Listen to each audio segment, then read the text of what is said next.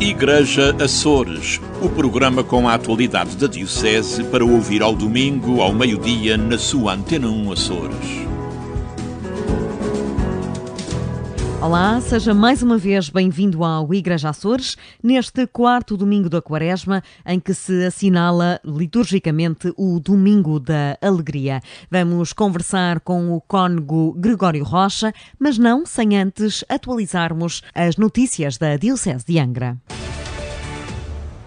O Serviço Diocesano da Pastoral Familiar desafiou todas as paróquias da Diocese de Angra a celebrarem o arranque do ano dedicado à família, a iniciar no próximo sábado, 19 de março, dia de São José, e que se prolonga até 26 de junho de 2022. Então, nesse dia, além da solenidade de São José, temos uma pequena missiva, uma abertura para contextualizar um pouco mais as pessoas, que os padres já receberam, no início da Santa Missa, vão ler essa contextualização.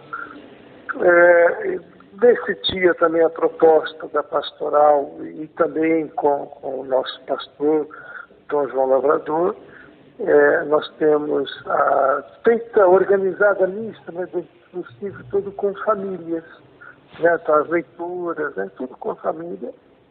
E a procuração dos fiéis também ser a família, que envolva avós, pais, netos, do que é a família, o que eles pensam como família. Então, cada um na sua visão de família, assim também a proposta, inclusive, foi do nosso pastor Dom João.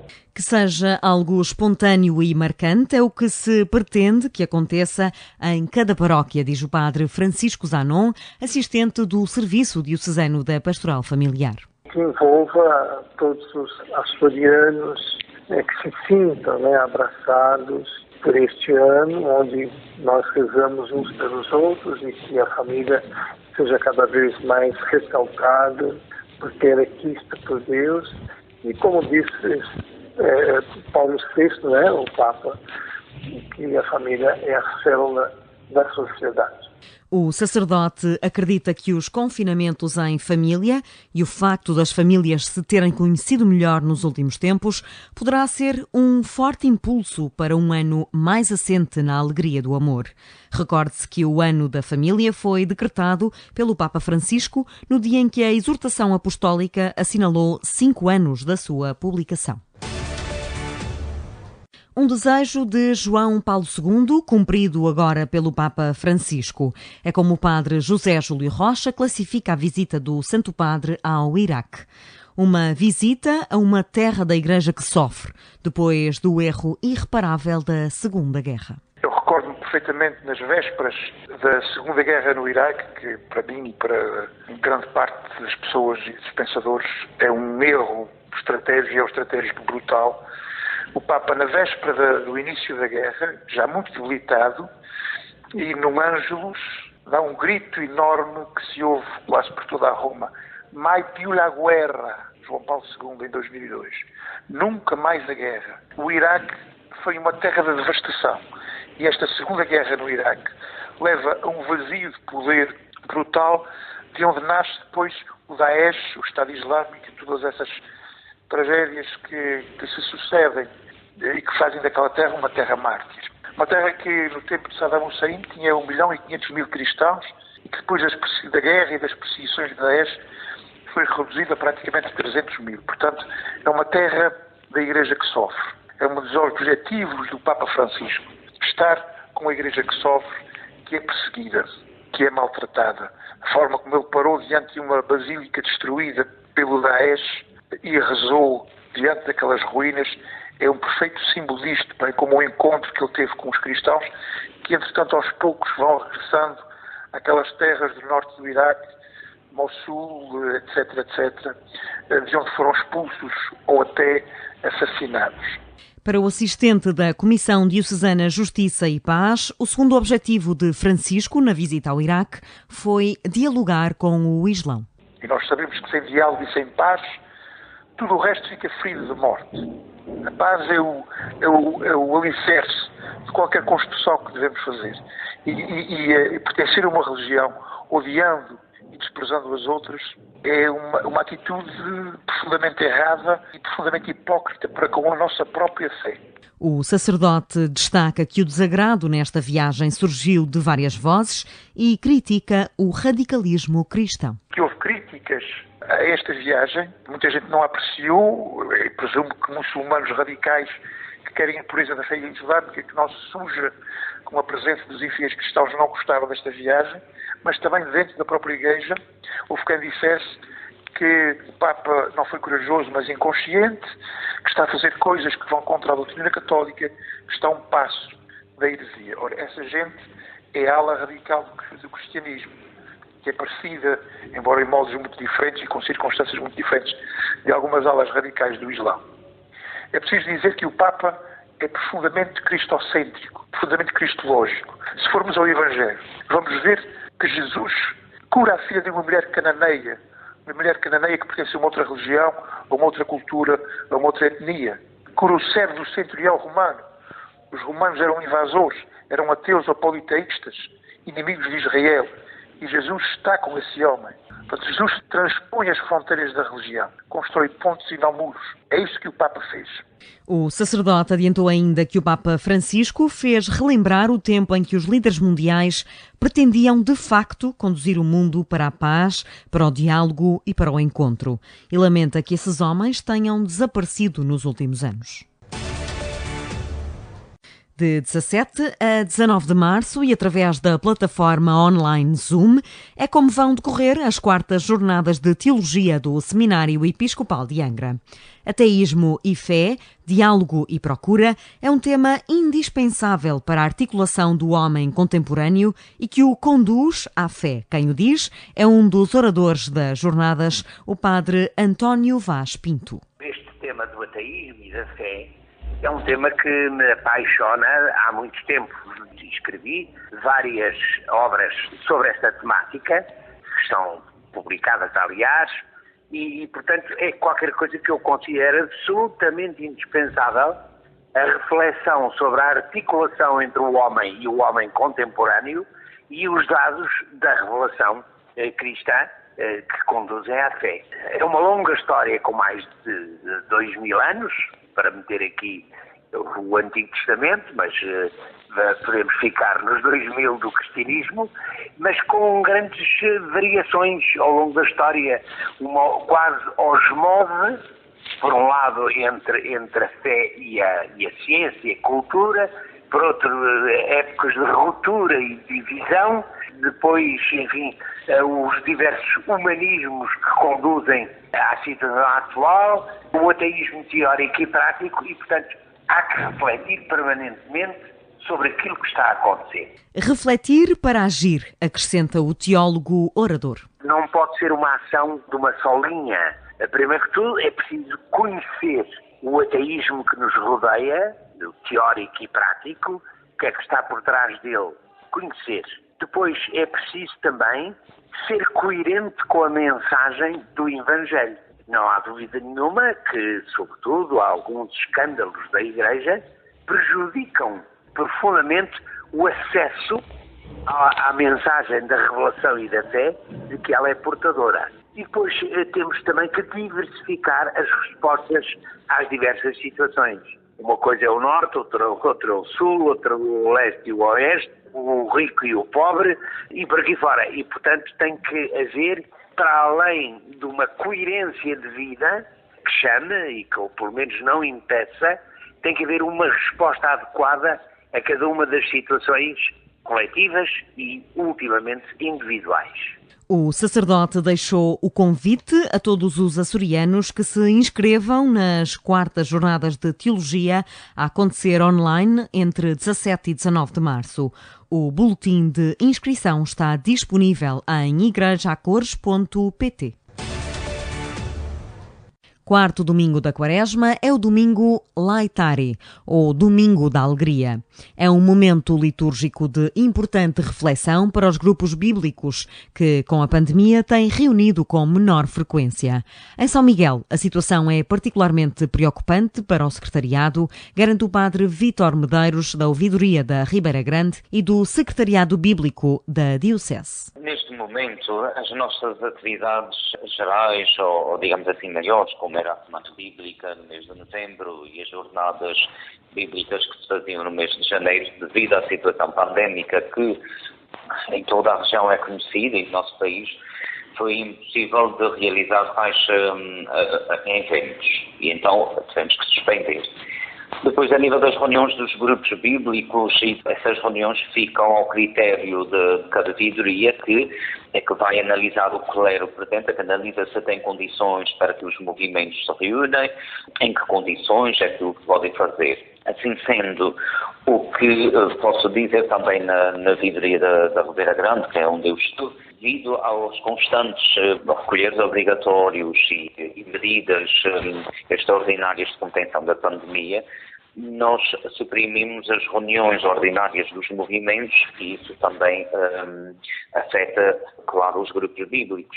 O sacerdote deixa alguns conselhos aos grupos bíblicos que neste momento estão com menor acompanhamento. Façam a sua leitura diária da Sagrada Escritura, façam uma meditação, que acedam aos livros de apoio que têm, ou então mesmo se têm acesso aos sites da divisão bíblica e de outros que tenham conhecimento, que possam os apoiar na sua oração e meditação da palavra, que os acedam. De vez em quando vamos colocando algum material de meditação. No entanto, agora para a Páscoa vamos realmente fazer uma Lectio Divina. Estamos a acabar de preparar neste momento, eu estou acabando de preparar uma pequena Lectio Divina que sirva para meditação nos dias da Semana Santa. Só na ilha de São Miguel são cerca de uma dezena de grupos bíblicos que nesta Quaresma terão de fazer um trabalho de reflexão individualizado. Neste domingo Laetare, ou de alegria, a cor litúrgica passa do roxo para o rosa para representar a alegria pela proximidade da Páscoa. Igreja a ler com o padre José Júlio Rocha. Para humilhar alguém, deve haver duas pessoas. Aquele que humilha e aquele que é humilhado. E, sobretudo, aquele que se deixa humilhar. Se falta este segundo, aquele que se deixa humilhar, ou seja, a parte passiva, se a parte passiva que se deixa humilhar é imune a qualquer humilhação, a humilhação evapora-se no ar. Esta é uma das expressões de uma judia nascida na Holanda e assassinado no campo de extermínio de Auschwitz em 1943. Não é Anne Frank, é Etty Hillesum, nascida em 1994 na Holanda e, como disse, desaparecida em Auschwitz em 1943, antes de cumprir os 30 anos. Proponho-vos então o diário de Etty Hillesum, escrito entre 1941 e 1943. Profundamente crente, Etty Hillesum, no seu diário, escreve: vejo que a vida é bela e sinto-me livre. Os céus estendem-se dentro de mim como acima de mim. Acredito em Deus e nos homens e ouso dizê-lo sem falso pudor. A vida é difícil, mas não é grave. Devemos começar a tomar a sério o nosso lado sério e o resto virá por si. Este é um diário profundamente otimista no meio das tribulações e das tragédias que avassalaram a sua vida. Este é um livro que podemos e devemos ler devagar. É um diário, é uma realidade é uma coisa que aconteceu. Et il est sum merece ser lida, merece ser apreciada. É um escrito profundamente humano, profundamente crente, profundamente apaixonado. Nesse diário ela diz: Deus precisa de nós, como uma criança precisa da sua mãe. Vale a pena ler. Entre Vistas, com o padre Teodoro Medeiros.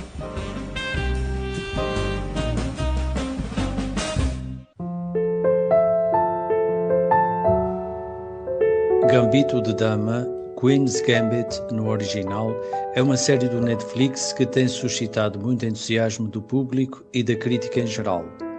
Baseia-se num livro e é uma série americana de época, os anos 60, centrada sobre uma rapariga órfã que se torna um prodígio no xadrez. Acompanhamos a saga de Beth Harmon como se tratasse de um filme de espionagem. As surpresas e reviravoltas são muitas. A fotografia é muito estilizada. Os penteados são perfeitos.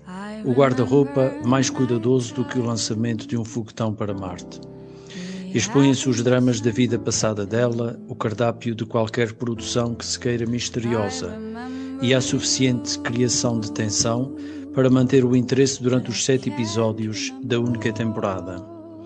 O lado anti-herói da personagem conhece as declinações esperadas. Há bons momentos de xadrez. No nosso entender, a série só teria a ganhar se fossem mais, aliás. Um santo domingo, bom visionamento, uma boa semana para todos.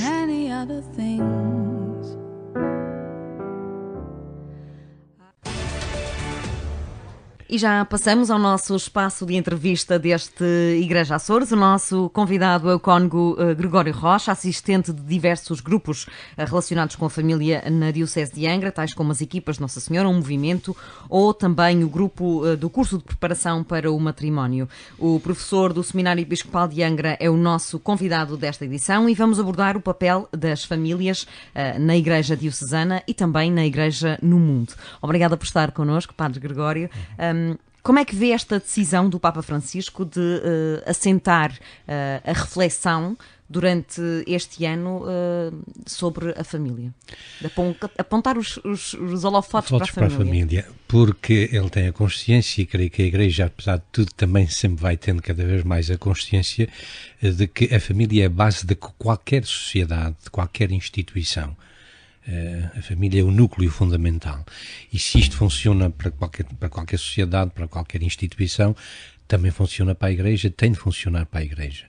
A Igreja, se não partir da família, corremos o risco de estarmos a construir uma vivência cristã desenraizada, desencarnada e que acaba por cair um pouco naquilo, se calhar, em que já estamos, de não haver como é que eu vou dizer, não haver uma resposta, tanto quanto nós gostaríamos que houvesse à proposta que a Igreja vai fazendo do Evangelho de Jesus Cristo. Portanto, a missão da Igreja é fazer esta proposta do Evangelho de Jesus Cristo, mas ela tem de ser feita com quem está no terreno e com quem faz com a célula base, digamos assim, de toda a sociedade. E essa célula é a família. E, portanto, acho que a grande inquietação do Papa Francisco, o grande desejo, é que a gente chegue às famílias com o Evangelho de Jesus Cristo. Porque para haver religião, para haver cristandade, para haver cristianismo, é preciso primeiro conhecer o Evangelho. E eu temo que às vezes a gente anda aí a manter casas pelotéticas esquecendo os alicerces, não é? Queremos uma cristandade baseada nos sacramentos e em todo esse tipo à volta dos sacramentos. E muitas vezes, se não houver aqui uma base de Evangelho, que é onde está o grande projeto de Jesus Cristo, dificilmente as pessoas vão chegar aí. E creio que essa é uma das grandes preocupações do Papa Francisco. O último, foi um ano em que, involuntariamente, digamos assim, as famílias conviveram mais, viveram mais, conheceram-se melhor, porque foram obrigadas a isso, estiveram fechadas, isoladas a viver uns para os outros. Acha que a pandemia aproximou mais as famílias e que consequências é que poderá trazer esta crise pandémica no conceito e na relação das famílias? Eu penso que aproximou mais as pessoas naquelas famílias que tinham uma verdadeira consciência de família, digamos assim. Teve vantagens porque aproximou pais de filhos, aproximou casais um do outro, aproximou a família que vivia debaixo do mesmo teto, se assim podemos dizer, porque o trabalho, a correria que se vivia antes da pandemia, não deixava de ter tempo uns para os outros, e isso sentia-se de uma maneira muito particular nas famílias. Nós vamos encontrando, é curioso que eu vou encontrando casais novos, satisfeitos, entre aspas, com aquilo que a pandemia permitiu. Porque outro dia um casal me dizia: a gente nunca estava serão os quatro, portanto, o casal e 2 filhos, a gente nunca estavam serão os 4 e acabámos por estar muitos serões os 4 ali, podemos partilhar muita coisa. Claro que pode ter sido um momento difícil para uma família mais estruturada. Pôs a nu algumas coisas também. Pode ter trazido isso e pode ter agravado alguma situação. Vamos imaginar, por exemplo, uma família que tivesse alguns problemas, alguma instabilidade e que a saída era um refúgio. O ter que permanecer juntos pode ter agravado um pouco essas fragilidades ou essas debilidades. Penso que seria, não sei se conseguimos chegar lá, teria sido outra oportunidade, o Papa Francisco fez referência, para que a família descobrisse a sua faceta de igreja doméstica. Eu creio que aí não chegámos lá tanto quanto eu gostaria que nós tivéssemos chegado. Ficamos por um início de trilhar desse caminho? Sim, ficamos muito aquém daquilo que poderia ter sido a consciência de igreja doméstica que as famílias podiam. Houve famílias que fizeram isso, nem tudo é mau. Houve muitas famílias por aí fora, para este mundo fora, que souberam aproveitar o tempo da pandemia e com a ajuda da formação que tinham e de algumas coisas que foram recebendo, de tomar uma maior consciência daquilo que a gente chama igreja doméstica. E realmente esta foi uma outra preocupação que o Papa foi lançando. E eu creio que um dos outros objetivos para este ano, para o Papa reforçar mais um ano da família, é ajudar exatamente as famílias a dar continuidade a essa possível consciência que se tomou de igreja doméstica. Agora, creio que, por exemplo, aqui entre nós, pelas nossas ilhas, que ficámos talvez muito aquém daquilo que gostaríamos que tivesse acontecido. Como é que isso se explica aplicado à realidade açoriana? O que é que poderá ter desencadeado este só arranque deste caminho? Talvez porque uma grande parte das nossas famílias não sabe bem o que é esta coisa de uma igreja doméstica.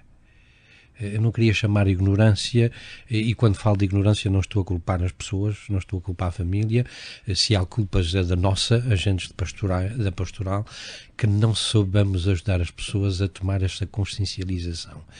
E uma igreja alargada, como a igreja diocesana ou a igreja universal, se não assentar nesta igreja doméstica, é sempre uma coisa meio artificial. Porque o Evangelho pretende ser uma resposta à vida concreta, aos desafios concretos, pretende levar, não é soluções, mas pistas, orientações, pretende levar conforto, pretende levar, digamos, todo um conjunto de coisas que permite às pessoas saborearem um pouco da felicidade neste mundo, não é? E se o Evangelho não chega lá, aos ambientes concretos onde as pessoas estão inseridas, ir de 8 em 8 dias à igreja, ouvir qualquer coisa que se lê do Evangelho ou qualquer coisa que o Sr. Padre diz, é muito pouco, porque não é uma presença minimamente permanente no dia-a-dia daquilo que são os problemas, as inquietações das pessoas. E eu acho que esse é o nosso desafio, como ajudar as pessoas a encontrar no Evangelho uma resposta às suas interrogações, aos seus desafios, um conforto aos seus problemas, aos seus sofrimentos, à sua fragilidade.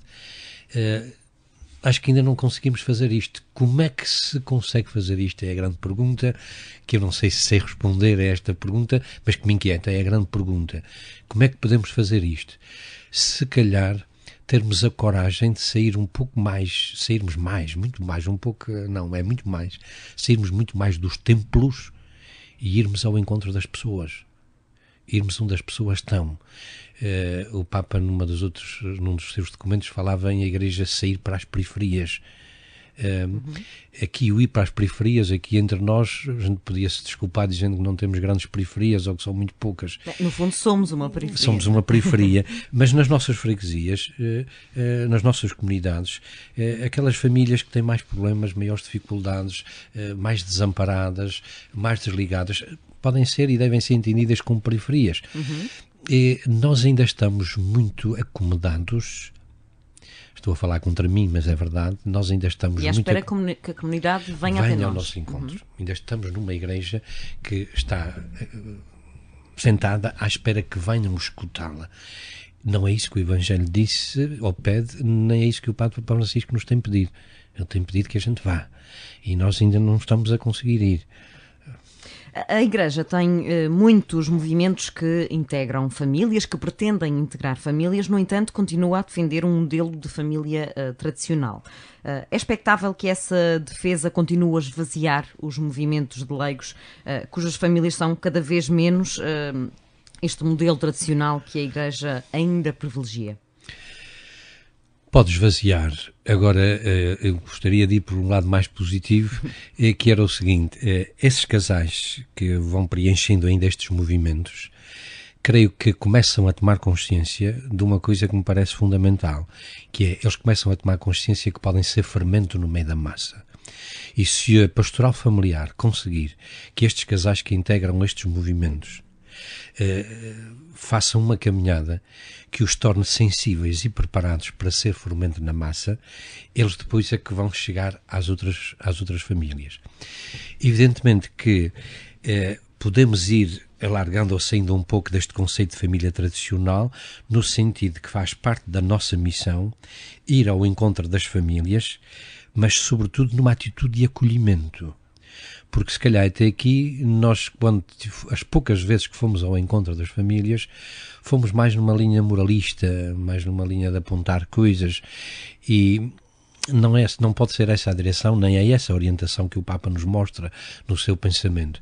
Nós temos que ir ao encontro dessas famílias numa atitude de acolhimento, numa atitude de compreensão e, diria, usando a linguagem do Papa, numa atitude de ajudar a sarar as feridas dessas famílias. E é neste trabalho que se torna vivo, que passa da palavra para a ação, o conteúdo do Evangelho. O conteúdo do Evangelho deixa de ser uma mera palavra para ser uma ação se a gente começar a fazer isto. Ora, os movimentos da pastoral da família continuam a ser importantes na vida da Igreja, não podem ficar fechados para dentro. Eles têm que se assumir como instrumentos, como protagonistas de uma ação que não é deles, mas que é de Jesus Cristo. Indo ao encontro de todas as famílias e desafiando-as com o seu testemunho e com a sua entrega por essas famílias, ajudando-as a descobrir a beleza do amor e a beleza da família, e, portanto, ajudando-as a integrar numa comunidade onde elas naturalmente vão sentir maior força e, se calhar, melhores condições para também se realizarem como família. E agora perdoe-me a frieza da próxima questão, mas porquê é que ainda se recusa muitas vezes a comunhão aos recasados, por exemplo? Isso é um problema difícil de responder, e eu gostaria, sem querer fugir à pergunta, de dizer primeiro uma coisa. A comunhão com Jesus Cristo não se esgota na comunhão sacramental. É verdade que, segundo o direito canónico, a pessoa que não está lá numa situação regular, usando a linguagem do direito canónico, não pode aproximar-se da comunhão sacramental. E as pessoas muitas vezes ficam um bocadinho revoltadas, reagem de uma forma um bocadinho, digamos, mais negativa.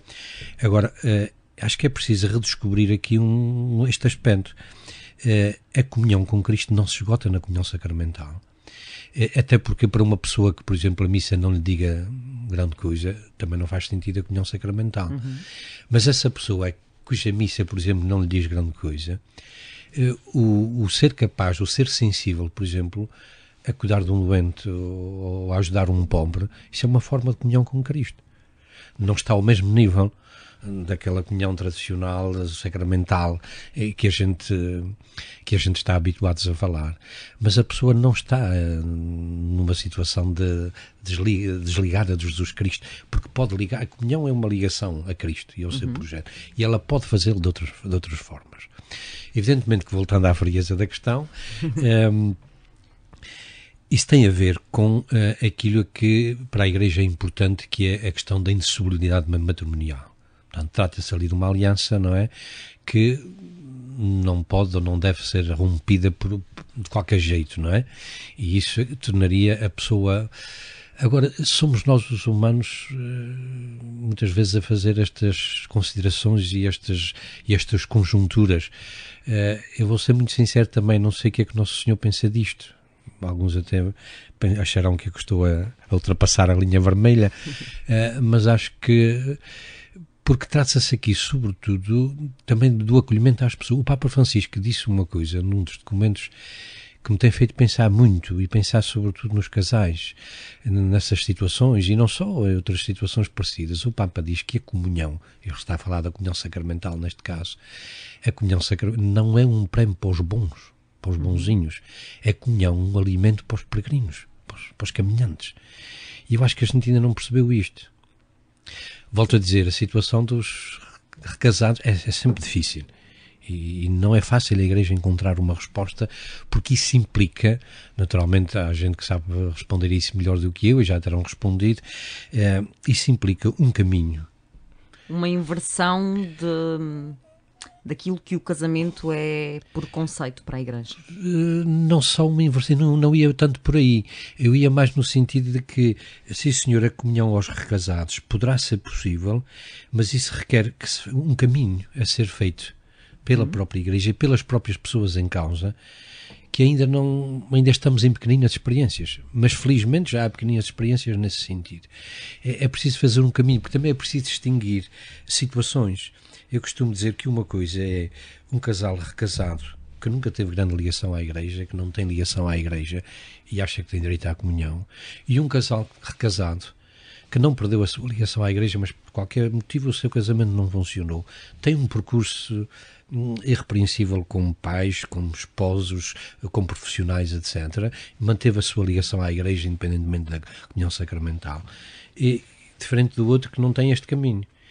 E a minha pergunta é até que ponto é que eu posso dar a comunhão a este e não posso dar a este. Não sei se me consigo fazer entender. Este julgamento que é muito difícil de fazer. É muito difícil de fazer. E neste caso daquele que faz este caminho, eu pessoalmente não me repugnaria dar a comunhão a um casal nestas condições. Só que é difícil o outro perceber que não tem esse caminho e que se calhar também não... Isto é muito difícil. É muito linha vermelha, não é? Como referi há pouco. É um bocadinho difícil. Enquanto orientador do CPM, do curso de preparação para o matrimónio, até agora preparavam-se casais para a criação de uma família. Essa premissa foi mudando com o passar dos anos. Agora, os casais que frequentam o CPM muitas vezes já constituíram a própria família, já vão para esta formação com a família constituída. Como é que é possível chegar-lhes facilmente neste percurso? Penso que a primeira coisa é ajudar-lhes a descobrir as verdadeiras motivações pelas quais se procura o sacramento do matrimónio. Porque eles já sabem o que é o casamento, não é? Já têm o seu projeto, já estão casados, alguns já têm um filho ou dois, não é verdade? E, portanto, creio que o primeiro papel do CPM ali é ajudá-los a tomar a consciência das grandes motivações para receber o sacramento. O que é que muda, no fundo, não é? Só muda uma coisa. A diferença entre um casamento civil e um casamento religioso só muda numa coisa. Ambos amam-se. Estão ali porque se amam. O casa pela Igreja porque acredita que o amor deles é um sinal do amor de Deus. É a única diferença. A gente às vezes perde-se com muitas considerações entre a diferença entre um casamento civil e um casamento religioso. Os dois, para ser casamento, eles estão lá porque se amam um ao outro. Então qual é a diferença entre casar pela Igreja e casar pelo civil? O que casa pela Igreja acredita que o amor desse casal é uma participação no amor de Deus, eles são um sinal do amor de Deus. E, portanto, cabe ao CPM, em primeiro lugar, a esses casais, ajudar-lhes a fazer esta descoberta de que eles participam do sonho de Deus. Isto e é fácil fazer-lhes chegar a essa descoberta? Tem sido interessante a gente descobrir como uma grande parte desses casais começam a ficar sensíveis, começam a pensar. Há uma percentagem significativa desses casais que ficam a pensar nisto. Quando é que vão encaixar isto? Isso já não é um problema que nos compete a nós, a ninguém. Mas pôr a sementinha para que fique lá qualquer coisa já é o principal. Tomar a consciência de que aquilo que é a razão de ser, que dá sentido à alegria e à felicidade deles, tem a participação de Deus na vida deles. O Papa Francisco faz questão de defender a presença de Deus na vida dos recasados. A Igreja está em sintonia com o Papa Francisco, acha que está em sintonia com o Papa Francisco no que toca a estes rompimentos com questões mais tradicionais e não só a questão da comunhão aos recasados? É um caminho que está a ser feito. A Igreja está a ser arrastada pelo Papa. Se pode dizer assim, o Papa vai arrastando a Igreja, claro que às costas, não é? É um peso muito grande, aliás um boneco qualquer que desenha uma caricatura do Papa com o mundo às costas, ou com a Igreja às costas. O Papa vai arrastando a Igreja, e quando digo vai arrastando, a gente encontra também muita gente, bispos, padres, leigos, que estão com entusiasmo neste caminho do Papa Francisco. Claro que, como em todas as coisas, em todos os séculos, em toda a história da Igreja, há sempre alguém que puxa para trás. Não é? Agora, que estou convencido que o Papa Francisco, naquilo que já nos deixou, naquilo que já nos deu, há coisas que já não voltarão àquilo que eram. Mesmo que o pontificado dele não seja muito mais longo. Muito mais longo, porque a vida não é eterna, não é? Mesmo que não seja, eu estou convencido que ele lançou fundamentos, lançou coisas que já não voltarão atrás. Sim. Como é que se consegue acolher mais e melhor estas novas famílias que durante muitos anos não foram acolhidas pela Igreja? Em primeiro lugar, não termos uma atitude de julgamento. Não sermos demasiadamente moralistas. Termos a consciência de que todos os que andamos neste mundo estamos a fazer um caminho e que quem faz caminho é que dá topadas. Quem anda nas estradas é que dá topadas, não é? É que cai. Primeiro termos a consciência disto. Depois ajudarmos as pessoas a perceber que todos nos podemos comprometer neste projeto e que todos temos alguma coisa a dar. Mesmo as famílias que porventura possam pensar que estão muito longe disto, que são desestruturadas, ou por uma razão ou por outra, elas têm um contributo a dar à reflexão neste caminho. E é curioso que a gente eu encontro casais novos que não têm prática religiosa ou que até põem em causa a questão da existência de Deus ou outra coisa parecida, mas preocupados com os problemas da família e que são capazes de participar em trabalhos de discussão e de partilha. A gente vai encontrando isto hoje e que não tem receio de dialogar connosco, nem nós temos de receio. Eu acho que trazendo essa gente para o debate e para a reflexão, que estamos a fazer, já estamos a dar uma grande ajuda à maneira como trazer as famílias todas, porque não há, eu não queria dizer que não há famílias umas melhores do que outras. Vamos por caminhos diferentes. Só que nesses caminhos diferentes há coisas comuns. Vamos tomar consciência de que temos muita coisa em comum e vamos nos ajudar naquilo que temos em comum e fazer esse percurso. O que é que há para fazer no campo da família e com este mote a alegria do amor durante os próximos meses, e como é que gostaria que as famílias açorianas vivessem o próximo ano? Eu vou começar por elencar 4 ou 5 objetivos que o Papa apresenta quando anuncia este ano da família na alegria do amor. Ele diz que o primeiro, são 5 objetivos que o Papa apresenta. Ele diz que o primeiro é difundir o conteúdo da exortação. Portanto, é um documento que já tem 5 anos, mas ainda não está suficientemente conhecido e suficientemente assimilado. E, portanto, este será uma ocasião de nós usarmos todos os meios que nós temos para levar até às pessoas aquela riqueza de conteúdo que o Papa tem ali. E se a gente quisesse resumir numa expressão só o conteúdo de toda aquela encíclica, daquela exortação, melhor dito, seria este. Portanto, é é o amor, a participação no amor. O Papa vê-se que é uma pessoa que quer que as pessoas descubram que são amadas. Que toda a gente... E eu acho que difundir esta exortação é ajudar toda a gente, mesmo os mais fragilizados ou aqueles que se julgam muito afastados, perceber que todos são amados. Depois tem um outro que é um outro objetivo que ele diz que é ajudarmos a perceber que o sacramento do matrimónio é uma dádiva. Portanto, é uma oferta, é o amor que Deus dá aos homens através daquele sacramento. E cá está aqui, aperfeiçoando os CPMs, por exemplo, aperfeiçoando o caminho que se faz nas relações com os casais, quer nas equipas de Nossa Senhora, quer noutros movimentos, quer nos cursilhos de cristandade, quer em outro tipo de equipas que existem na Diocese. Depois, o Papa diz que um outro objetivo é tornar as famílias protagonistas da própria pastoral familiar. Acabámos de já ter dito um pouco isto por outras palavras. Portanto, a pastoral familiar não pode ser feita por nós os padres, que a gente percebe pouco disso. A pastoral familiar tem de ser feita pelas próprias famílias. Então, tornar as famílias protagonistas deste caminho. Depois, envolver os jovens. Levar os jovens, e aqui talvez a tarefa mais árdua, porque hoje há muitas solicitações. Eu às vezes digo que no meu tempo foi mais fácil ser jovem, porque não tinha muita coisa para onde escolher. Os jovens hoje têm muita coisa para onde escolher e não é fácil. E, portanto, consciencializá-los, comprometê-los neste projeto e ajudá-los a descobrir o projeto de Jesus Cristo. E eu creio que quando um jovem percebe o projeto de Jesus Cristo, ele pega em toda a sua energia, em toda a sua vivacidade, a sua generosidade e coloca ao serviço do bem comum. E esta caminhada para a Jornada Mundial da Juventude em Lisboa também poderá ser uma forte aliada a esta...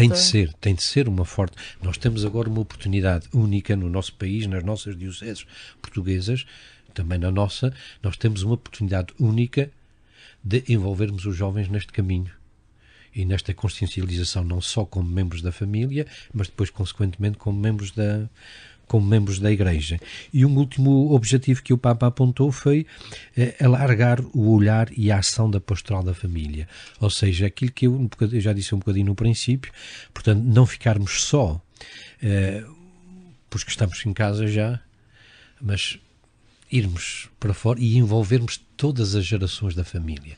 Desde as crianças, dos jovens aos idosos, porque este muitas vezes faz pastoral familiar, ou dizemos que fazemos pastoral familiar só com uma faixa etária da família, só com os casais ou com os pais, mais novos ou mais velhos, e fica fora muitas vezes os filhos, os jovens, ficam fora os idosos que têm um contributo também grande a dar. Portanto, alargar o horizonte para apanhar a família toda e apanhar todos os tipos de família. E portanto, creio que o Papa, ao querer que nós voltemos a esta exortação 5 anos depois de a ter publicado, deve ter a consciência, naturalmente, ou deve ter percebido que ainda há um caminho muito grande a fazer, ainda há muita coisa a descobrir e portanto, torna-nos a chamar a atenção, se calhar a espicaçar-nos, para irmos ao essencial. O que é este essencial? É o amor. O grande reflexo, o grande espelho do amor, a grande escola de amor é a família e, portanto, se a gente conseguir que as famílias tomem a consciência de que a sua alma é o amor e que esse amor é que liberta e é que vai salvar o mundo, então teríamos feito ou estaremos a fazer um bom caminho para uma boa pastoral familiar, porque o amor vai envolver todos. Eu creio que isto é que é o essencial. O amor de Deus refletido nas pessoas humanas é esse amor que vai salvar não só no sentido espiritual e religioso, salvar mesmo no sentido dos problemas, das dificuldades que as pessoas vão sentir. Há muitas famílias oprimidas, desiludidas, desanimadas no mundo de hoje, porque não se sentem amadas por ninguém. E acho que este é que é o grande trabalho que a gente tem que fazer, é aprendermos a amar e amarmos, para que todos se possam sentir amados. Cônego Gregório Rocha, muito obrigada por ter vindo ao nosso programa. Vamos ver como é que as famílias açorianas vão viver este ano dedicado à família, que arranca agora no dia 19 de março, dia de São José, dia do Pai, e, portanto, um dia marcante para arrancarmos este ano de reflexão sobre as famílias. O Igreja Açores regressa na próxima semana com mais atualidade da Diocese de Angra e com mais convidados especiais. Igreja Açores, o programa com a atualidade da Diocese para ouvir ao domingo, ao meio-dia, na sua Antena 1 Açores.